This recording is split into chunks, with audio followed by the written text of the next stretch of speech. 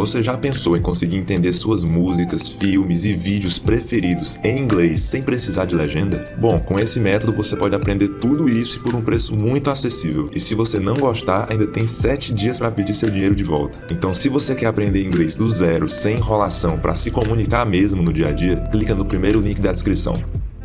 It's hard to imagine what Ireland was like when my mother and father got married. My father was a Catholic, my mother was a Protestant. Big deal, you might say. But it was a very big deal in those days. The country was being torn apart along sectarian lines. My father's family didn't show up at the wedding. In our house, there was changes made so as not to, not to bring up,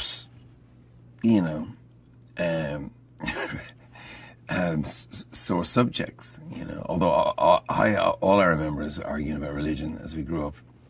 But my father and my mother really tried to preserve us from it.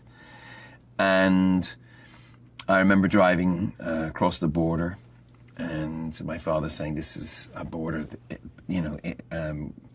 England claims this is our country, but England claims it. And they, under threat of war, they forced us to cut off a piece of our country. And I said to him, so you're a Republican, you support the IRA and you support the armed struggle to return wholeness to the country. And he said, no. He said, oh, no. He said, no, I'm just telling you what I think. He said, is it worth fighting for? And taking lives? No. And he quoted, I think it was Sing. Maybe it was Sing, what is Ireland but a place that keeps my feet from getting wet? And so my father had a very suspicious view of paramilitaries and people fighting for freedom and cynical about them. The way, say, John Lennon, I think, got in times, it's like... so I grew up with that.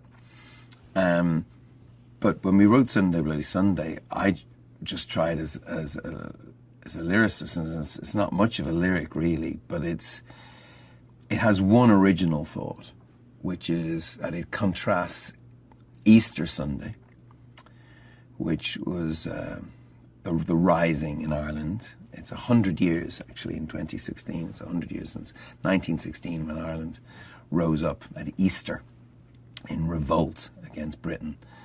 And it contrasts Sunday, Bloody Sunday, which was a massacre that happened in Derry in the early 70s, where British paratroopers opened fire on a peaceful protest. It contrasts these events with the resurrection. And that was a bit of a trip. I think that was audacious at the very least to do that. And it has this martial beat, And the great irony was that when our album War came out, a lot of people on the Republican side, on the was like Jerry Adams, who ran Sinn Féin, which was the political wing of the paramilitaries, had a picture of war in his office. And they looked at this song, Sunday Bloody Sunday, which is reminding everyone of the injustice the British did to us. And then he found out, that we're non-violent, and we were taking a very different approach. Things changed for us a little bit with that community. Indeed, we then campaigned in the United States against NORAID. NORAID was an organization that raised money in the United States to send home to buy guns and bombs. And there was a very romantic view in America at the time of the Irish freedom fighters. We have to support them. And not realizing they were blowing up kids in supermarkets. And, and so that song, as I say, was very misunderstood. And then it had me at some live show that we put out called Under Blood Red Sky, declaring it as not a rebel song. This is not a rebel song, which is which was quite rebellious. Sunday Bloody Sunday, the song's taken on a completely new found meaning on the Innocence and Experience tour. Sing it from this other place, take away the kind of rock and roll approach. It's more acoustic, and it seems to mean more now that we have peace. It reminds people, and we used images on the tour to remind people of where this song came from. But it reminds people that, I hope by us playing it, that division is never physical like a border. Real borders are in people's hearts, the way we see each other, and I think that can be applied to all kinds of situations. In fact, I've rewritten the lyric a few times.